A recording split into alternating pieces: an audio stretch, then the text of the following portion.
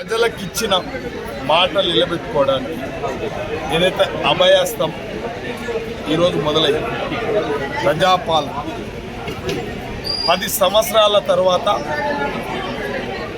ఆశించిన తెలంగాణ లక్ష్యం చేరుకోలేకపోయింది కాబట్టి ప్రజలు విసిగి చెంది నానా ఇబ్బందులు పడి ఇలా కాంగ్రెస్ పార్టీని అధికారంలోకి తీసుకొచ్చిన పేద ప్రజల యొక్క ఆశయాన్ని లక్ష్యాలను చేరగడానికి వాళ్ళకి ఇచ్చిన మాటలు నిలబెట్టుకోవడానికి రాష్ట్ర ప్రభుత్వం రాష్ట్ర ముఖ్యమంత్రి వర్యులు శ్రీమతి సోనియా గాంధీ గారి జన్మదినం పురస్కరించుకొని 2 పథకాలు, ఇలా కాంగ్రెస్ పార్టీ వ్యవస్థాపక దినోత్సవం పురస్కరించుకొని కాంగ్రెస్ పార్టీ పుట్టిందే పేద ప్రజల గురించి.